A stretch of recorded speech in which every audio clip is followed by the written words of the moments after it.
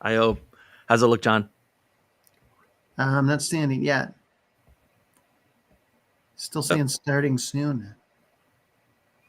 Well, hopefully it kicks in shortly. Yeah, hopefully. Maybe there's a delay. Yeah, we can only hope. Weird. Yeah, it is weird. If not, there'll be a replay. Not it'll be a replay. Exactly. Okay. Still nothing, huh? Still nothing. Oh, there's Dr. V. Not that I'm seeing, anyways. 3 different attempts at logging in. That was nuts. It should be this one, John. Let's just double check. I'll put it in the chat, the regular chat. Okay. Dr. V, can you grab that URL and make sure that we're streaming? Yep. No wasting a bit of time here, unfortunately. That's okay. Hey, that's gotta technology. Make sure it's working. Well, that's interesting. I won't. A little cut and paste for today. Yeah. Yeah. If you've cut and pasted, I'll let you check it. I have. Because it's not letting me click it. Oh, let me click that one. Let me do it. Well, that's all just silly. Yep, we're on. All right, so let's get going. Thanks, guys. Really appreciate this. All right, so welcome everybody, and if you happen to be able to watch us for some reason in the last minute and a half, and we just didn't know that we were streaming, apologize for the delay. So this is the part 2. It's the follow-up to the November 30th of last year event. In that event, we went through this process. It's a process that had taken about a year to dial in, not because it's like super complicated. It's just, I tried a lot of stuff. A lot of stuff didn't work. This is the process that really started kicking in for me. And that was sort of phase 1. Phase 2 was bringing in some folks to try it out, make sure that, the network growing, marketing kind of thing would work for them. And now this is the follow-up to that, where I asked my mailing list of these 3 various topics, which one did you want? I honestly thought the one about choosing the first option, by the way, Dr. V, if you remember that email, was some new thinking around choosing a niche. Right. And I forget what the second one was. I'm blanking on it. And the third one, almost as an afterthought, was, by the way, some people have emailed me after the last one in November, and they wanted specific details, like what tool did you use for this and what service do you use for that? I just sort of threw that in there, figuring everyone's going to want the one about the niches, right? No, not even close. Like 2 out of every 3 people voted for this topic. I'm actually not surprised. Show us step by step the tools, what you say to people, everything. And the other 2 options had to fit into the other third of the vote. So it wasn't even close. And so here we are back again to provide the details on how this all works and is put together. And so we're just going to jump right into it. Tactics and tools are what fascinate people. Yeah, exactly. So just a quick recap from where we are right now as of today, which is the 26th of January in 2023. Group 0 of all this. I've spent a long time, started my career as a software developer, so all numbering starts with 0, right? Group 0 was me figuring out what to do to find prospects for my business. And then group 1 was, I had 3 fractional executives who beta tested this for me, and they're all about to graduate in the next 4 to 6 weeks. And graduation in this process is you're doing the live event and then meeting with people who saw the live event and want to talk to you about yourself. No cap and gown. And then the next group, which has not formed yet but will form, will be somewhere between 1 and 8. I don't know how many people are going to be ever interested in this. 1 to 8 people who will go through as a group, because the first group didn't really have the group 1, so not group 0, was basically me dealing with 3 separate individuals. And the next group will be all of us as a group. I lost my voice for a second. Going through the process, weekly meetings for accountability, lessons learned. I tried this, it didn't work. Someone replied this back to me. I didn't know what to say. All that kind of stuff that you get from having a bunch of people all doing roughly the same thing, but for very different businesses. And so we can learn from each other as opposed to just, me. It's your little mastermind. one last note before we move into this. Anytime you see a single asterisk or on any task or bullet, it means I did that work for everyone in the group. And anytime you see 2 asterisks, it was collaborative. There's going to be most of these are 1 asterisk. It's mostly about me doing all the work for people. But honestly, I mean, that was the point of the whole thing. It's like, I've taken this, I've done it. Now I'll clone it for you and let's see how we go. Okay, so first part of the process is housekeeping, which is to say you're going to do a lot of outreach. The whole point of this thing is outreach. Some large number of people need to know that you exist and what you do. And so before you start, just like at a party and trying to get people to a live event, before you do that, you have things you need to organize and tidy up and stuff. You need to change almost certainly the about section on your LinkedIn page and how your name itself shows up. We'll go into that. You need some kind of gift for folks. In my case, for either when I did it for myself and especially when I was doing it for those 3 fractional executives, it was a booklet. It was a PDF booklet, a really nice one. I'm going to show you that, how they're made, examples of them, the whole thing. And then there's an outreach mechanism. I know we skipped over one. There's an outreach mechanism, and that's like how you're going to reach out to people on LinkedIn. There are 2 sort of main camps for how that's done. I'm going to go into both of them. And then finally, it doesn't have to be ready before you start reaching out to people, but you do need, in most cases, sort of a tidied up, cleaned up website homepage. And what you're aiming for is to have sort of the messaging and the theme and the problem you fix for people and stuff. The about section on your LinkedIn page, how your name shows up, the booklet itself, the website, they should all agree.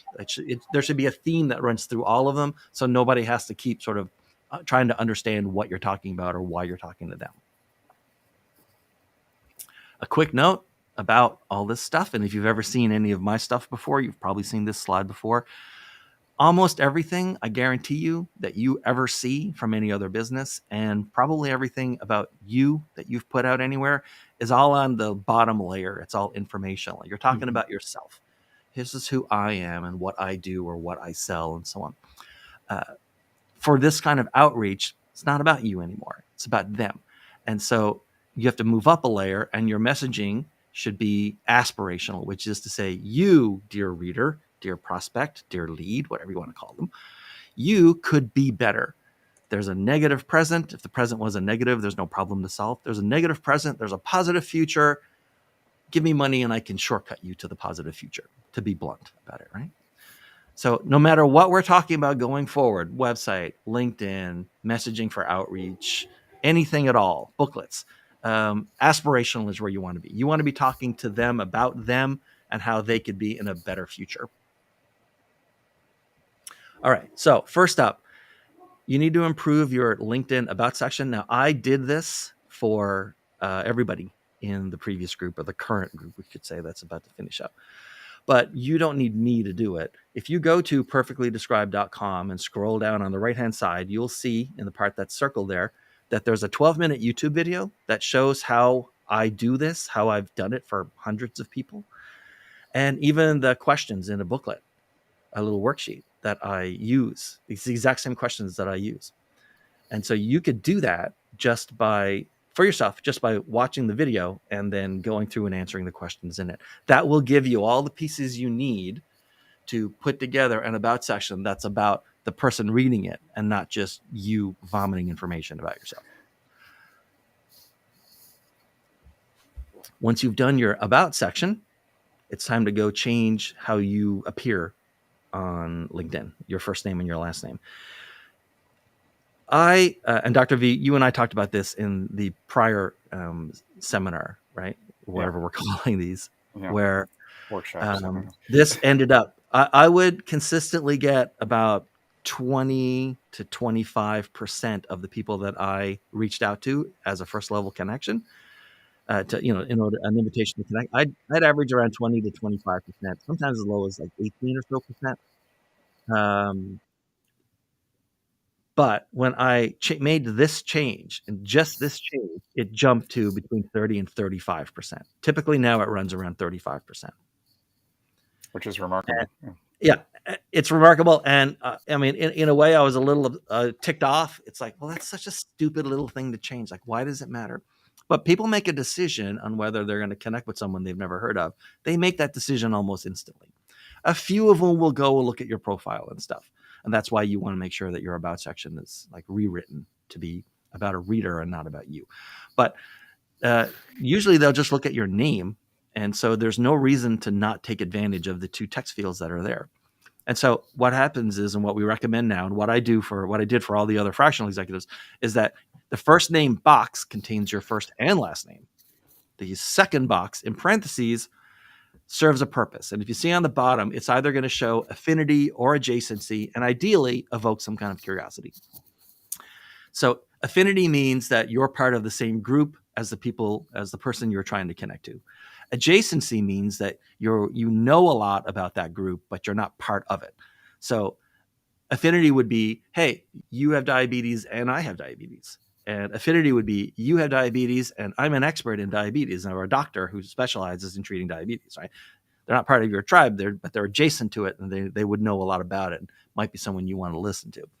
And then any kind of curiosity you can evoke is like spot on, because nothing works as well as curiosity.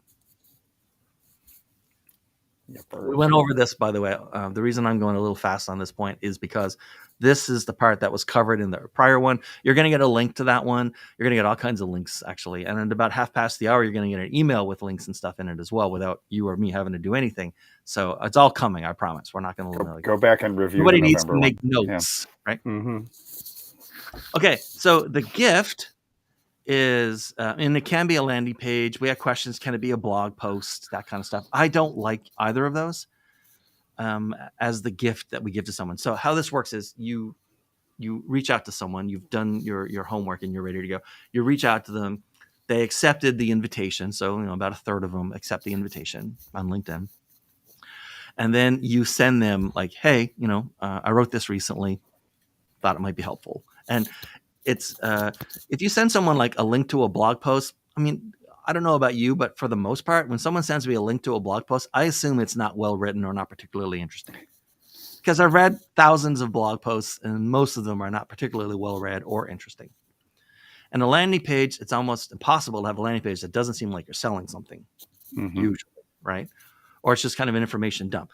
So the reason that those got shaken out and the PDF booklet sort of rose to the top for results is that it's a booklet where you're talking about how a problem that this person, with this job title in this industry, whatever, not an individual, but people, in that group, it's a problem that they have. And your booklet talks about, here's how an expert sees, right, or perceives that problem, and then how they tackle it. And that's it, right? That's like, it's as low key as that. It's not a infomercial about you. I think we say somewhere else it's not an infomercial about you, but I mean, it's not really about you. There's a section at the end where sort of about the author, and that's you. But it's really, again, you're trying to serve them. We never ever pitch anyone, or rather, I've never pitched anyone on LinkedIn. I've never seen and this is also anyway. So this is also aspirational with the promise of a transformation. Implied promise. No, you don't normally. I mostly do B2B.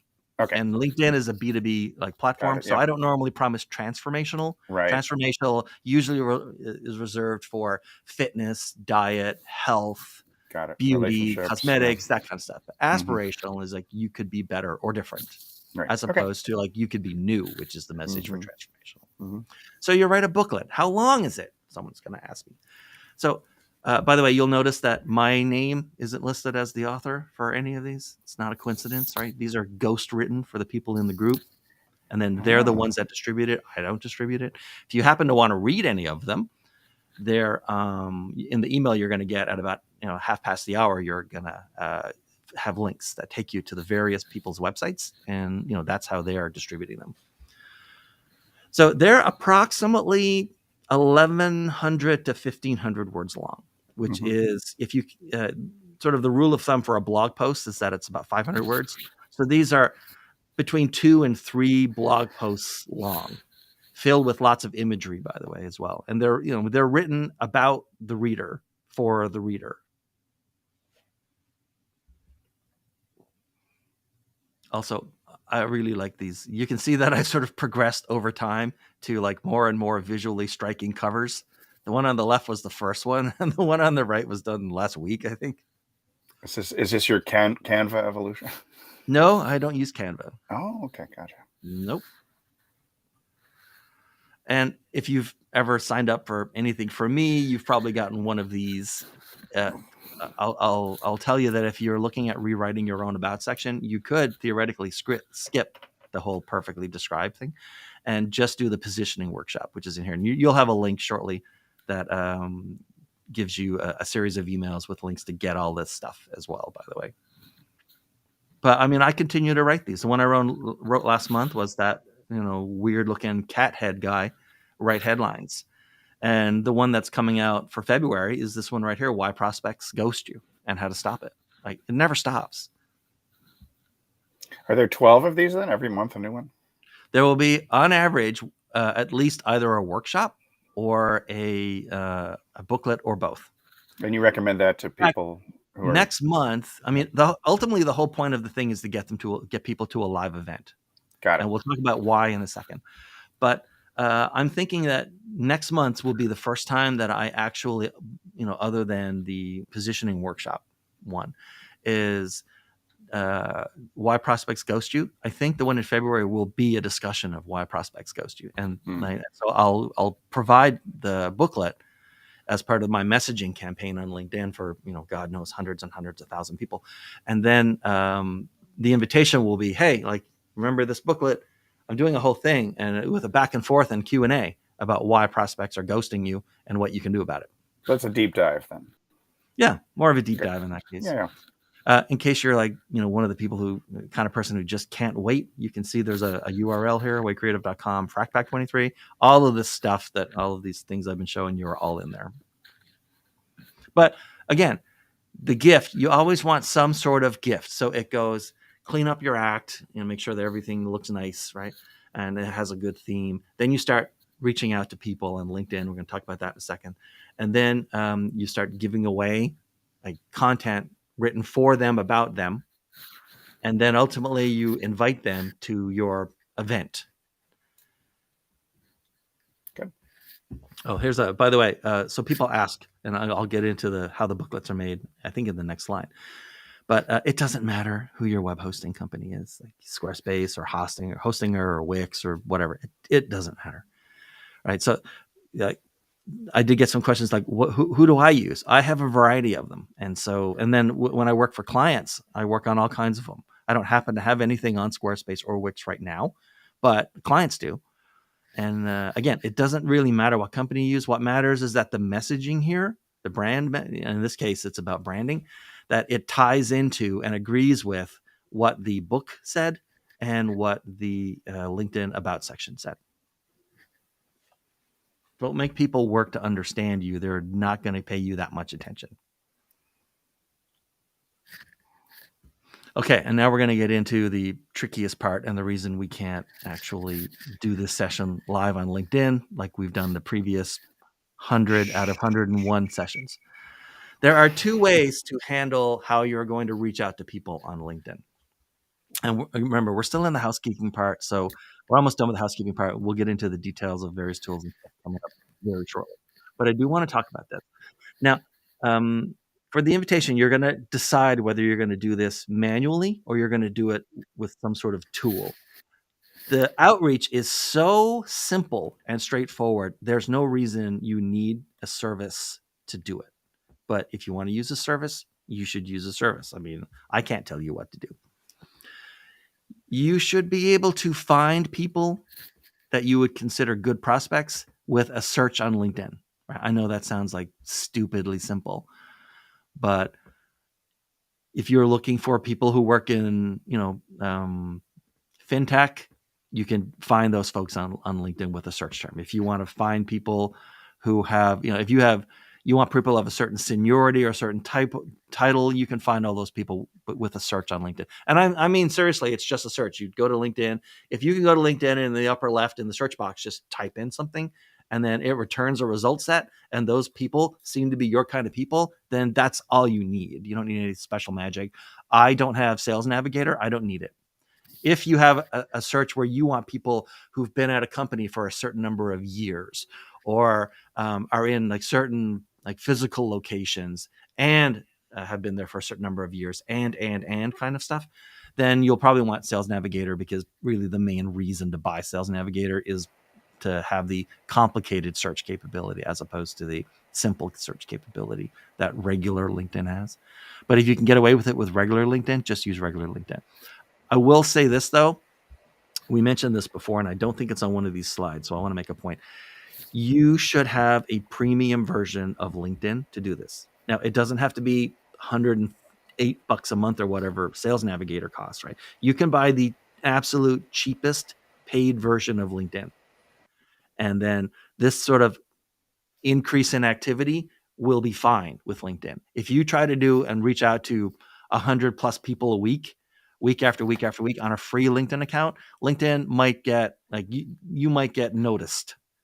Or And you could go to LinkedIn jail. You could be like Dr. V and end up in LinkedIn jail, which happened to him Exactly. last year, right? Yeah. And I said this on the November 30th one, but just in case, you're going to be sending out invitations to a lot of people, whether you do it manually or with some sort of tool. I've only been in LinkedIn jail twice since I joined LinkedIn, and I joined LinkedIn just about like they sent me an email once many years ago that said that, you know, I was like number 37,000 and something people who joined LinkedIn. I joined like 3 months after they launched publicly.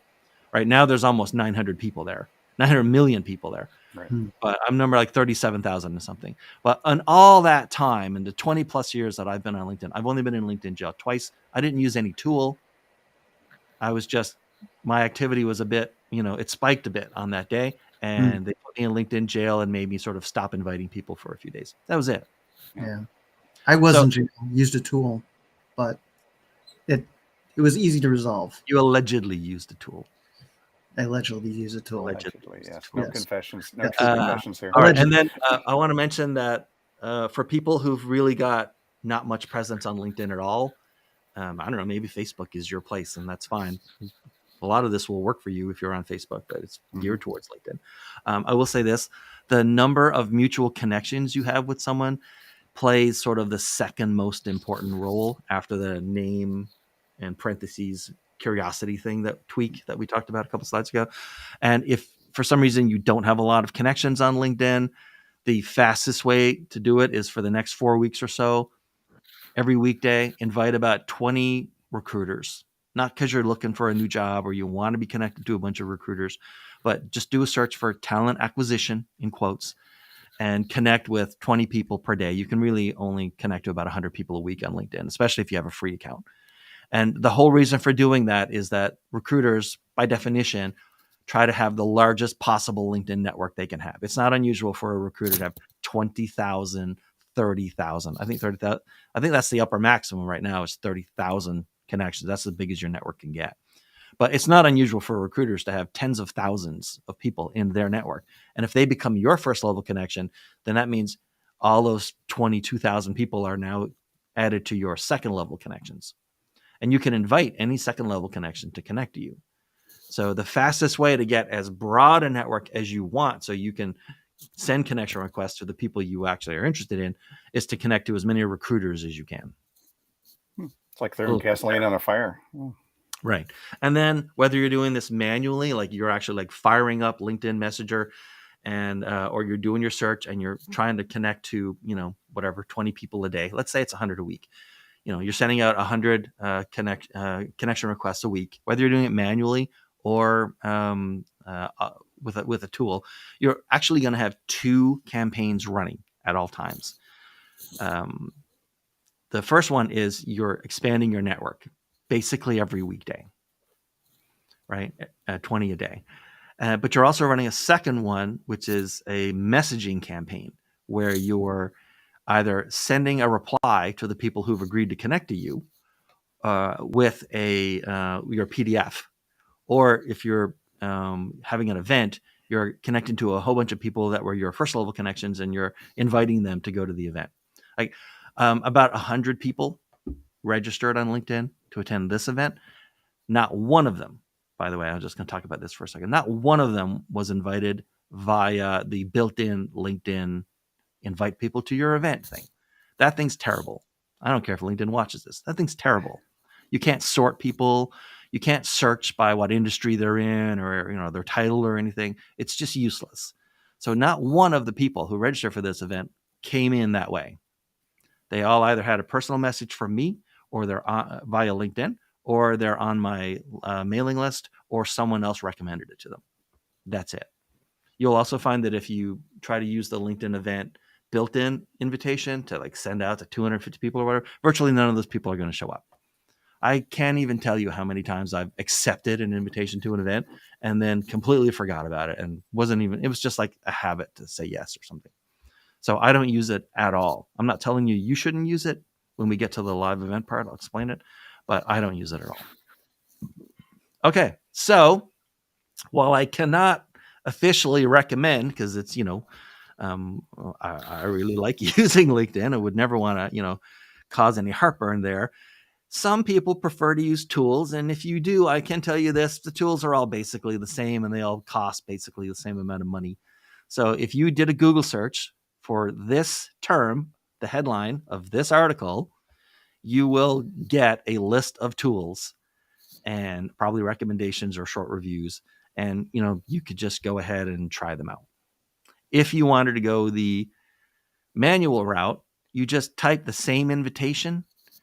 You do want to send a short note when you're sending someone an invitation instead of just like clicking the connect button. You'll have, when you click connect button, you'll have an option to say send note. You do want to send a note. You do not, absolutely not, have to go look at someone's profile and say, hey, Bob, I saw that we went to the same school, or hey, Bob, I saw you went to University of Michigan. Go Blue. You don't need any of that personalization stuff, or at least not in my experience. You just have something similar and you paste it into every connection request and then click OK. That's it. This is actually taken from one of the people in my current group, right? He works in food and beverage. In food and beverage, everyone knows what F&B means. It means food and beverage. And so he just says, hi, looks like we have similar F&B connections. So hello, and smiley face. That's it. Easy. It's very non-threatening too. It's very yeah. Now I will say, do keep a list of everyone who says no thanks. There's no way to sort of unsubscribe people. But if someone says like no, if someone, you won't know if somebody says no thanks because they'd have to connect to you to reply back usually. But if at any point in all the stuff you're ever going to send anyone anything, if they say no thanks, make a note that they said no thanks so you don't send them anything else again. You have no way of knowing if anyone said that, if anyone told LinkedIn that what you sent them was spam. You'll never know until someday LinkedIn's algorithm will say you're done. So just like keep a note so that you don't keep sending stuff to people who've asked you to not send them anything. Flip side of that, there's no way for them to unsubscribe, right? For anything that you're doing other than to just unconnect from you. All right. So we're about to get into all the tools and stuff and the more nitty gritty part of the whole thing. So I just want to make sure we all level set here. This is about marketing usually yourself. Almost everyone that is involved in this is basically like in a tiny or even one person business like me. And they need some number of clients per year. And to do that, they need to tell some number of strangers who they are and what they sell. I'm not going to read the slide and you'll get it in a minute, but like, I don't know what the number of strangers is that you need to tell you exist and what you do. I don't know what my number is and how many people I will end up needing to talk to, but it's a lot. All right. So real quick, just in case you're brand new to me, and we're finally going to get to me. Oh, and I'll introduce John and Dr. V as well. I'm a fractional senior copywriter. I write the first thing that anyone ever, reads about you, a headline, a cold email, an ad, LinkedIn about sections, that kind of stuff. Right. So my specialty is in those first few seconds that a prospect decides that they might be interested and they pay attention to you. And it's my job to sort of get them interested and sort of re-earn their attention a few times until they're ready to have you sort of come into their world or have them come into your world. And like a lot of people, I do a lot of work with fractional executives, especially fractional CMOs and fractional COOs. And like all those people, I need to preserve a level of expert authority while I'm prospecting, which means I can't prospect in a way that's aggressive. I can't come off as cheesy. I can't come off as like, oh my God, like cringeworthy kind of stuff. I can't do any of that. And so the prospecting, has to be kind of dignified. I need to approach people in a way so that I'm not a pest, to put it, in another way, and to not talk about myself. And like I said earlier, if you look at the bottom bullet there, right, I don't know how many people I'm ultimately going to have to reach out to. Right? It's not hundreds. It's almost certainly somewhere in the thousands. But I'm not an everyday service. Like that's just, I'll give you an example here. So if you took 100 copywriters, and in case you don't know what a copywriter is someone who writes for businesses usually. They write ads, they write blog posts, they write whatever. If you took 100 copywriters at random and stuck them in a room, 91 of them write blog posts, social media posts. They write content, or what we call content marketing. And, there are a lot of businesses who need a lot of words written, and that's why they're the largest group by far. And then a little over a handful or so would write kind of premiums, like sort of, move up in price a bit. And they write white papers and use cases and special reports, anything where you might have to give over your name and email address in order to download what it is that they write, right? They write, like, it's sort of a premium version of a couple of blog posts put together. And then I'm the orange one. Maybe 1 out of 100, 2 out of 100 specialize in audience attention. Like our job is to get the initial little spark of interest from somebody so that then they'll go and read and download the stuff that the other folks have read.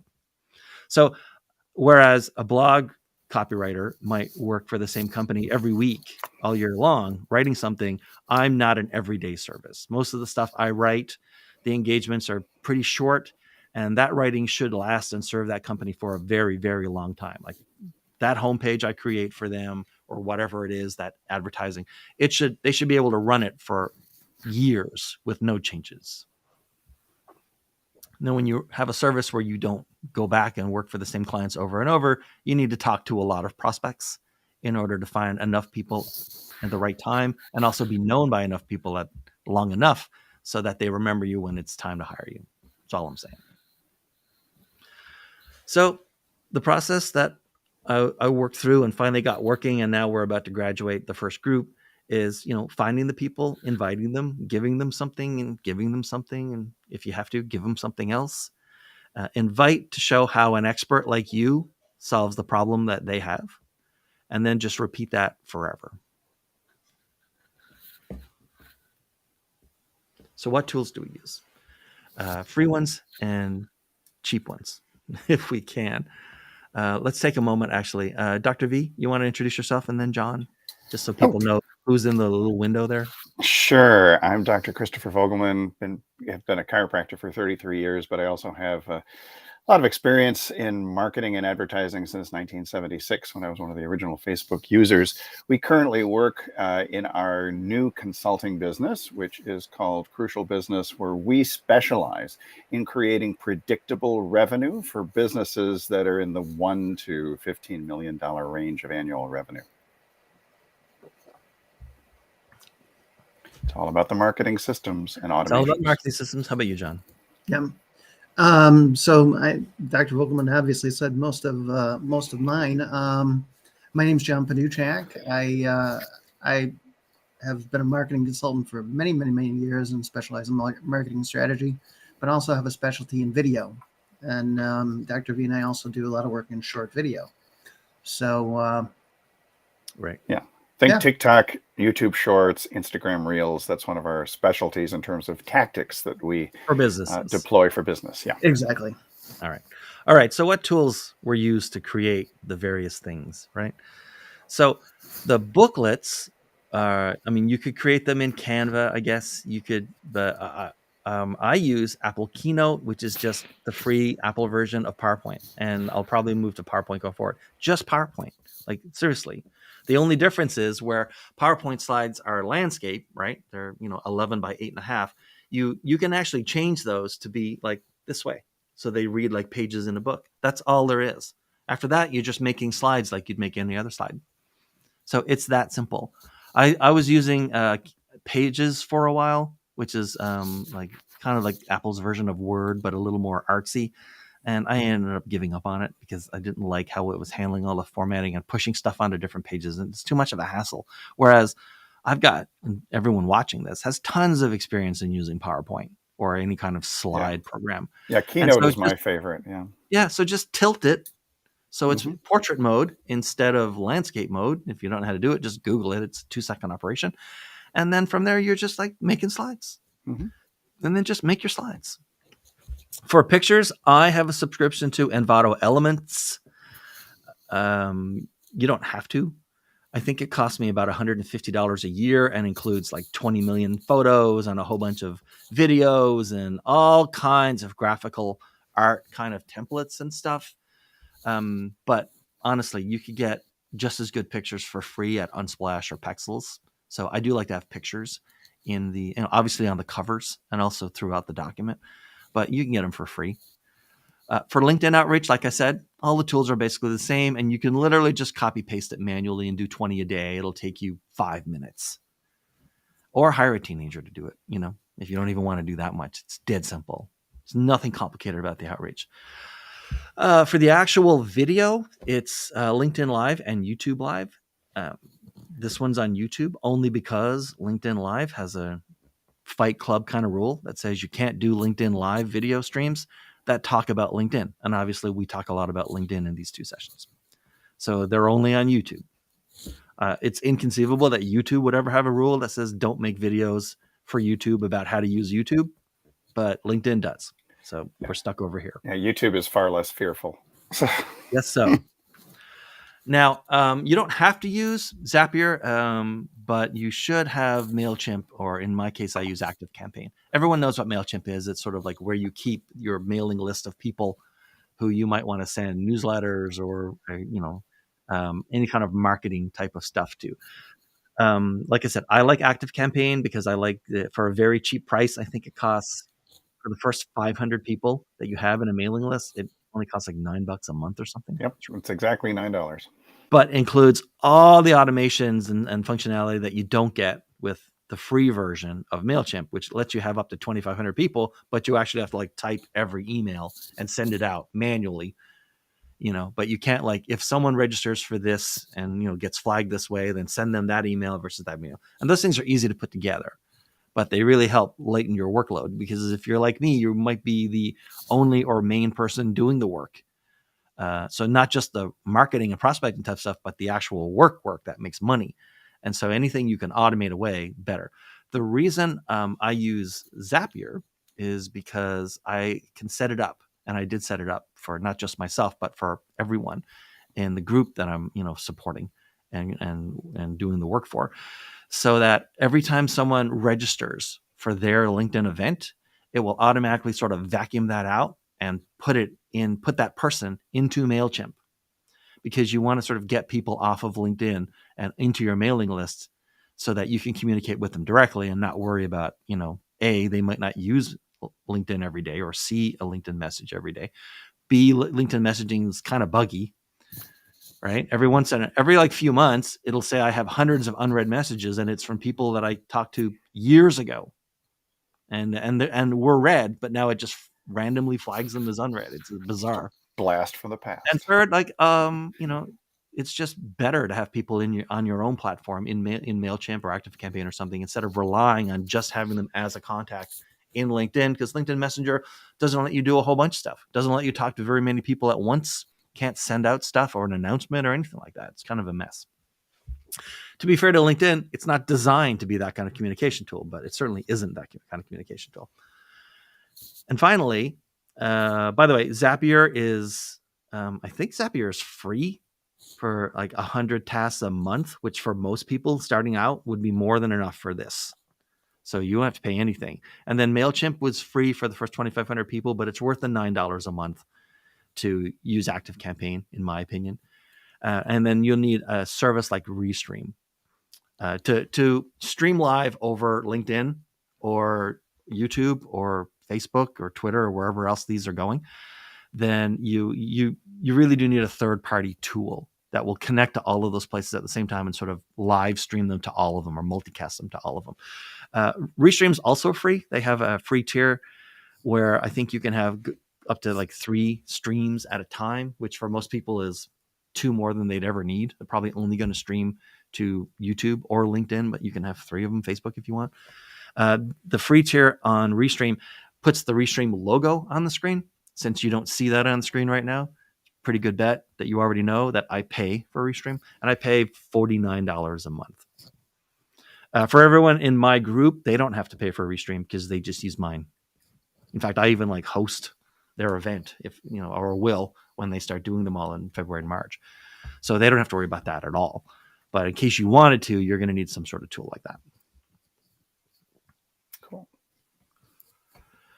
And this is an example of Zapier. So if you see on the bottom there, the LinkedIn Live to Active campaign, January 2023, and you see it says 95 tasks used, that means that 95 people registered for this event on the LinkedIn event, and it vacuumed out their names and put them into MailChimp for me. Active campaign for me. So then I could, I've got a little tiny automation on Active campaign. So when people like sign up for it, it sends them a little welcome. And then I can send them links like, about 10 minutes ago. Everyone should have gotten an email from me that included a bunch of links for stuff. Those are the same thing, right? It handles all that for me. You don't have to even have Zapier to get people who register for your LinkedIn event into your MailChimp or Active campaign. You're the organizer of the event, so you can go to the event itself and click on Manage. And one of the options is download registration info. You can do this every day, or you can do it at the end, after the event's over. And it'll just download a spreadsheet for you, and then you can manually import that up into whatever mailing system you use. So you don't even have to use Zapier for this process to work. Like I said, I like to have all of it automated so I don't have to spend any extra time on something. I'd rather set something up once and have it run forever than to have to keep doing manual stuff. But you don't have to if you don't want to, and this is free. I really wasn't kidding about how to make the books using PowerPoint or an equivalent of PowerPoint. Like you can see right there, this is the latest book that I wrote about why prospects ghost you, and it was all done in presentation software, and it works fantastic. And again, you already own it, or it's free, so you don't have to buy anything for that. Do remember when you write your little booklet to include a page about you so people know how to contact you and who you are and what you do. Obviously, otherwise it's an advertising piece where you didn't advertise the product, which is yourself, right? This does go at the very end, though. It's not about you and what you do or how you as an expert attack a problem or see a problem. You talk about the problem and how anyone who is really smart and amazing like you are would approach that problem. And then at the very end, you say, by the way, I'm one of the people who would do that. What you should see if you follow this give and serve kind of approach and never pitching, but only ever giving people invitations to events that talk about something they're interested in and PDFs and stuff of topics that they're facing, you should get responses like this, where people are quite nice, very nice.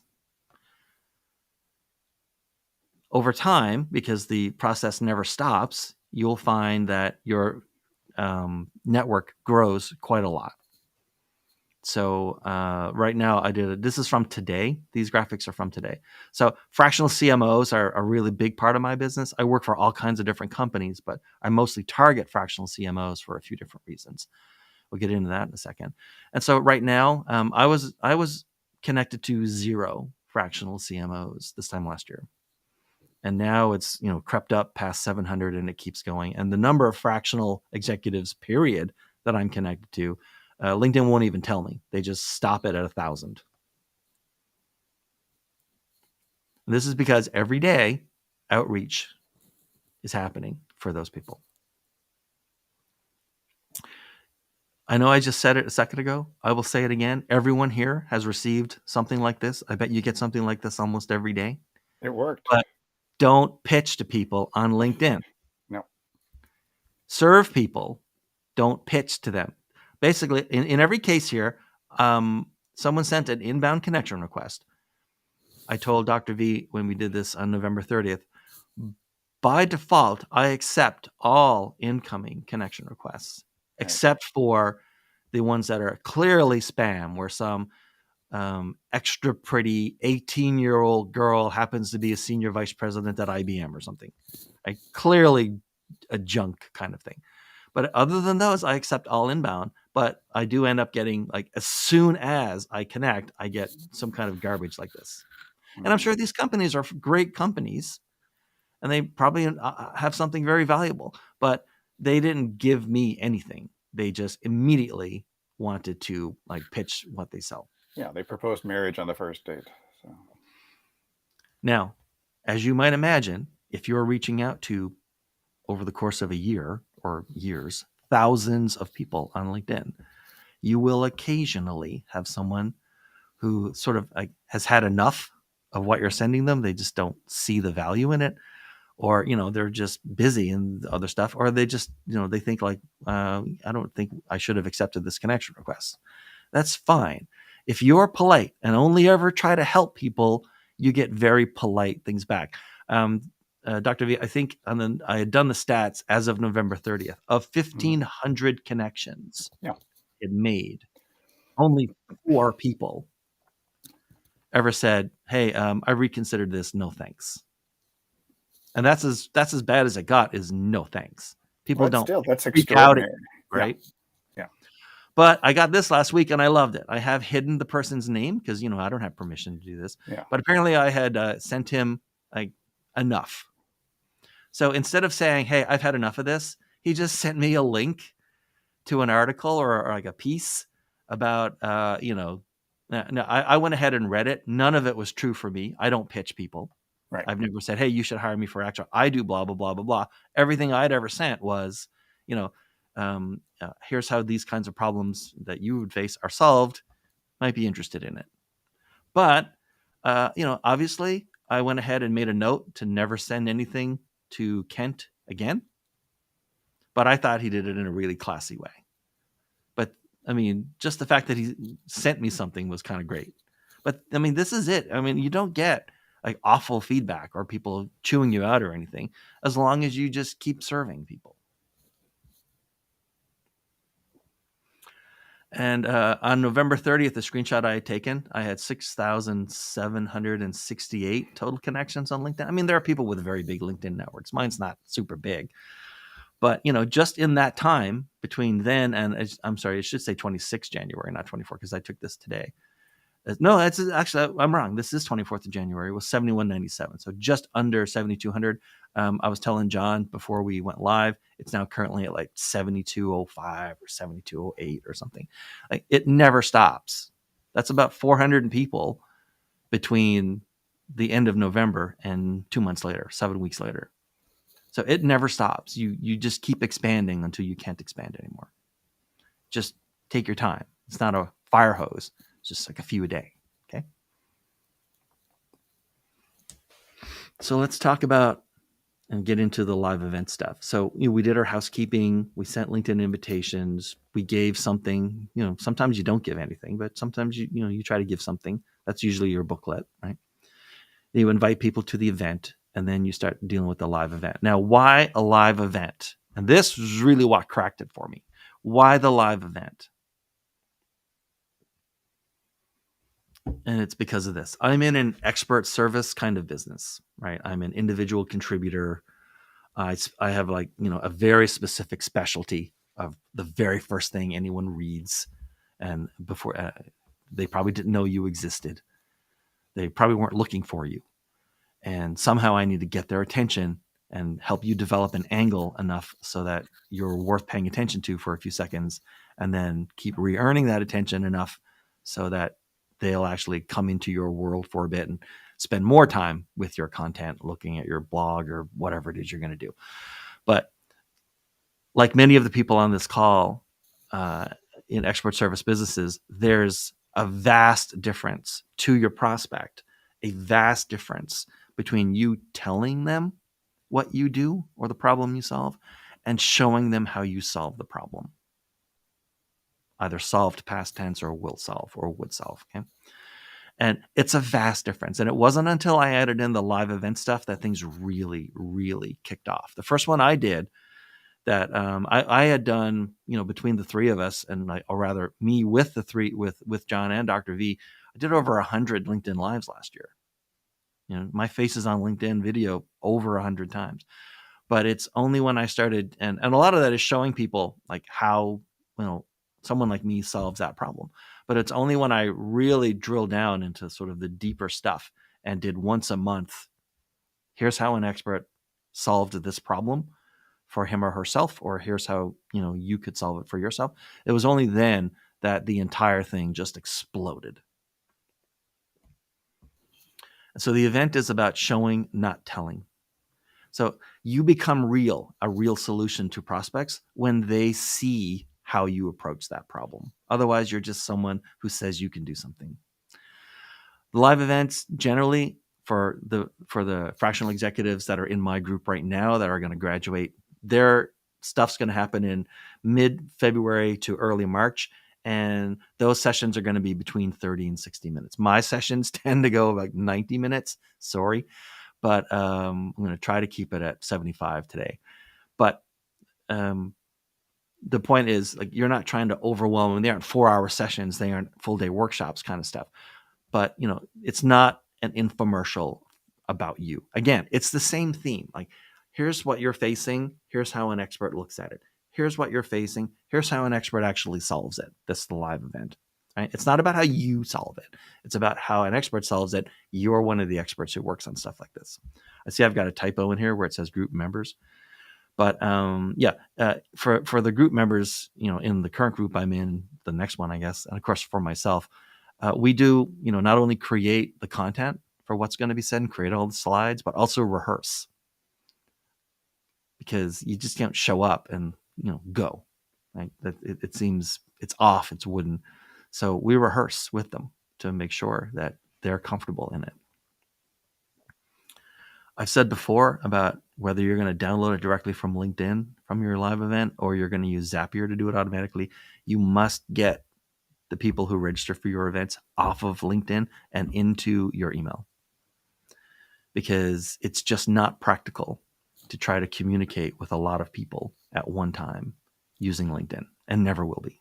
It's not the business they're in. Well, plus, you can get thrown off a platform. You never want to build your house on rented land. Right. There are lots of people who, there's almost no recourse, right? Right. You're not the customer to any social media platform. The advertisers are the customer. You're the product. Mm-hmm. You get to play in that house so long as someone else and the platform make money from you being there. That's their business model. There's nothing wrong with it as long as you understand what, where the guardrails are. Yeah. Now, after you've done or during your live event, you have to present. You've done this at every point, actually. You've done it on your LinkedIn About section. You've done it in your PDF booklet, and you do it in your live event as well.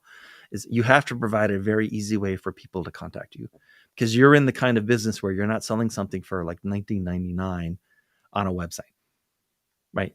A sale does not exist in B2B until you're someone talks to somebody on Zoom or face-to-face or on a phone call or whatever. So there has to be a meeting of some kind, ideally a very short meeting, but there has to be a meeting. So you need to make it easy for people to connect with you. And so I use Calendly. Is it the very best one? No idea. Doesn't matter. The only reason I use Calendly is because it's the 800-pound gorilla in that market. And so it's not only likely that whoever I send a Calendly link to has used a Calendly link for someone else before. So they, it's not like, what is this? But also, since Calendly has a free tier and a lot of people, like millions, tens of millions of people, have at least some kind of Calendly account, free or otherwise, then if they click on my link and they don't have a Calendly account, and you all know how this works, right? You'll see a list of little calendar with dates, and you click on a date, and on the right-hand side, it'll show you the available time slots where you could book yourself in. If you happen to have a Calendly account, and so you sign into it when you get there, it'll only show you the time slots that work for both you and me, as opposed to just me. And so it's even better. And of course, like, Metcalfe's law and the network effect, the more people who get even the free account, the more valuable the account is for everybody. And it reduces friction because they're familiar with it. Exactly, right? You want to include the safety factor in that. My default is a 15-minute talk. Now, Calendly lets you put in. It's very simple. You just turn on or off. It's just a checkbox. Calendly is not complicated to use in case you've never tried it before. I have a 15-minute buffer added on by default to every 15-minute talk. So if the meeting that someone books themselves into to, it says grab 15 minutes with Dean Way, if they book that, there's a 15-minute buffer that Calendly puts in, which is just to say it will not let anyone else book themselves into the 15-minute slot right after that 15-minute slot in case my talk goes over, like the meeting goes over by a little bit. So you have all kinds of options around that. You're there to listen more than talk. I mean, you've done a lot of talking, right? You did your outreach, you did your PDF booklet, you did your live event. So at this point, they're sort of comfortable with what you do. So now it's you listening more than talking. I mean, that's basic sales, but I'm not saying you don't know that. Everyone's human enough to be reminded once in a while that you're there to listen and then answer questions. It's not a hard pitch. Again, there are no hard pitches in this process. I don't have the kind of personality that lets me do hard pitches. So it's a lot of serving and a lot of answering questions. And then finally, be ready to talk about your pricing. I mean, there's nothing worse than going through all that process and then a prospect sort of peters away because you, A, didn't follow up, or B, weren't clear enough about what it is you sell, or C, didn't want to talk about pricing until you got more of the details. You should have ballpark pricing for what it costs to work with you, and that serves you and them, right? If their idea of what someone like you should cost is so low that you would never work on it, then it's great that you told them that it costs, X times 4 of what they think X should be. On the flip side of that, and this is the way the route that I went, I have an easy entry option. So again, highly specialized kind of writer, right? All about audience attention or human attention or reader attention, and not so much about filling out 500-word blog posts about whatever. And so, it's specialized. But and a project could, if someone had a gigantic project, it could cost, quite a lot. But it almost never happens. Most of my work, like I said, it's usually very short projects. And so I have a very short option where someone can, buy in for just several $100s. This is if they were going to hire me directly. It's not about the group prospecting kind of thing. But if they just want to hire me directly to fix something or write something for them because whatever it is they have is not working and no one's paying attention to it, then there's I make every client start at the smallest option, which is just, it's under $1,000, well under $1,000. And that way they don't have to make a big commitment to me up front. And then they get to see the quality of the work. And oftentimes, most of the time, more than half the time, I can do everything I need to do in that smallest package that they buy. And that's well over, 50% of customers. And then if they want to sort of re-up, they can re-up. But do have some sort of easy option. Now, if your offering is a little more complicated, then your easy option might not be buy a small block of my attention and time in order to do X. It might be you have like a workshop, like a live workshop that they could buy into. It will help them sort of lay the groundwork for the kind of questions and things they need to be thinking about. And yet they also get to spend time with you. They might get to ask you specific questions, so you can address those with them. But also, they get to pay. You get some money coming in, and then you get basically an extended opportunity to impress that prospect while you're paid to impress the prospect, right? In case anyone needs it, there's my Calendly. Why is ZFO? Just because CFO wasn't available? Because the very earliest, it was available. And yeah. I mean, if you can get something with just 2 or 3 characters, that's fantastic. Yeah. And it's because when I first signed this up, when I first signed up for Calendly, it was for a training course that I had created back then, Zoom for overachievers. Okay. I'm just always curious. Obviously, I don't use that or do anything with it, but the ZFO remains, because if I ever change that ZFO, none of the previous links will work. Yeah. So ZFO, but on the other hand, it's super short. So yeah, I know, I like it. It's just like finding domain names that are 5 characters or 3 characters. They're just valuable.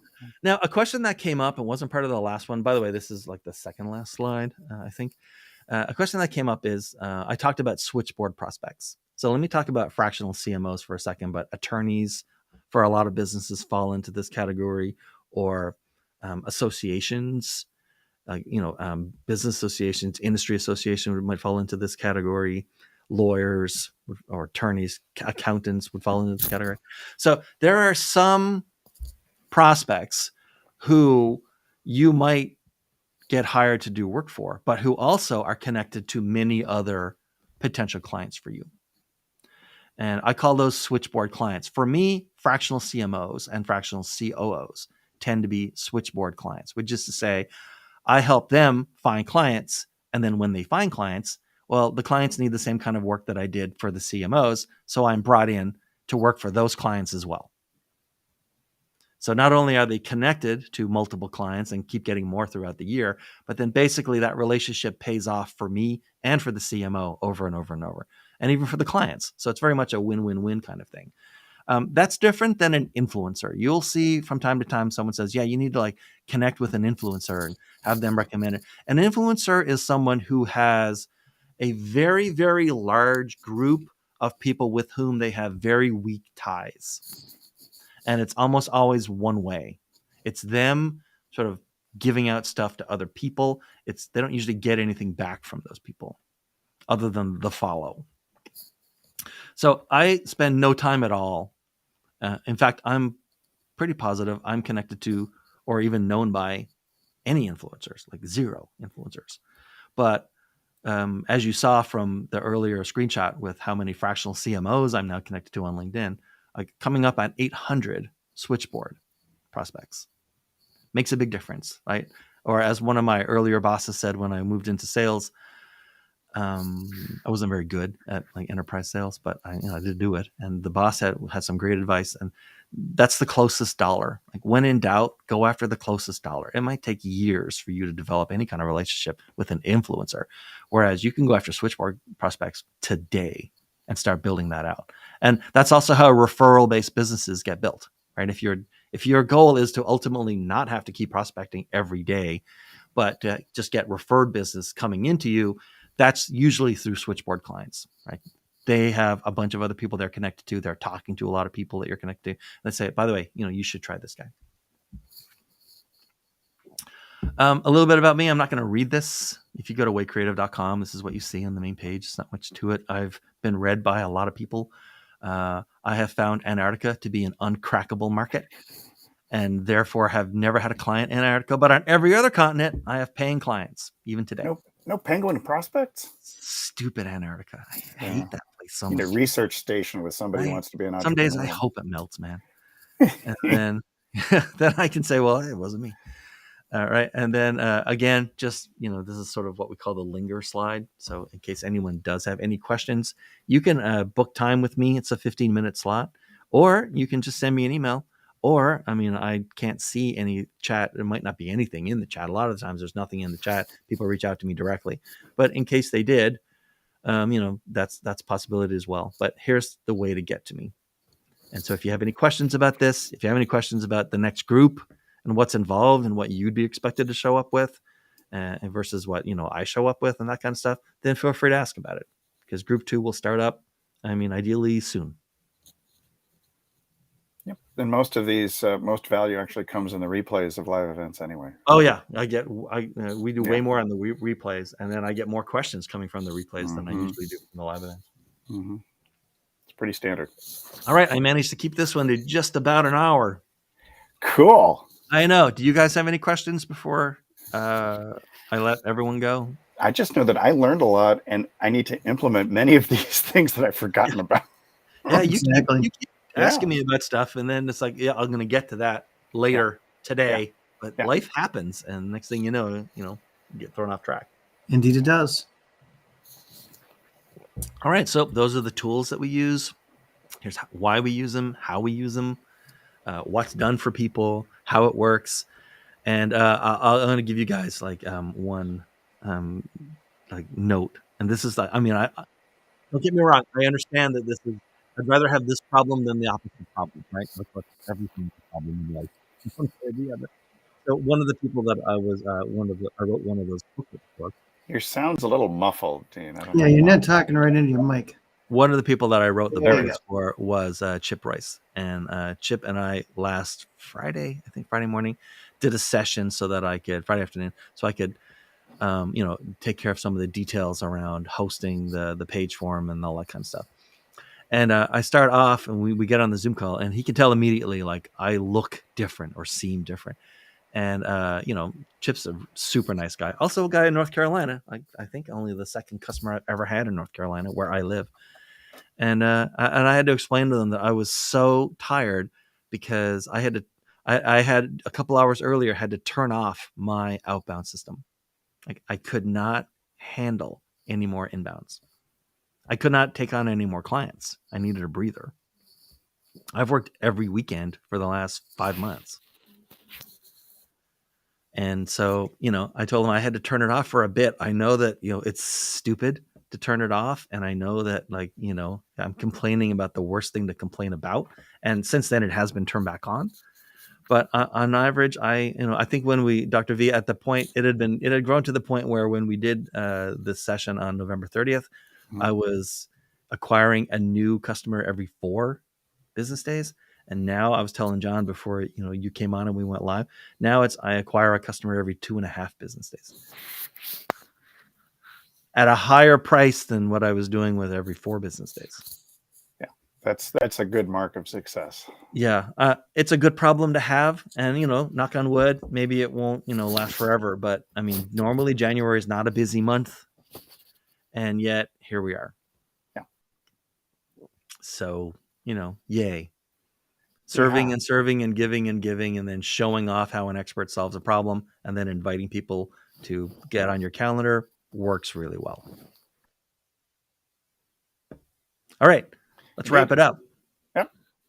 All right, that's a wrap. Thanks to everyone who attended live. Thanks to everyone who's going to watch it on the replay. You can see on the screen how to reach me if you need anything. And as always, if there's anything I can help you out with, let me know. I always enjoy chats where I get to tackle some new problem, even if it doesn't end up becoming, a client, writer kind of relationship. And if you're interested in the next group to go through as a cohort, let me know. All right. Thanks, everyone. Let me see if I can find this.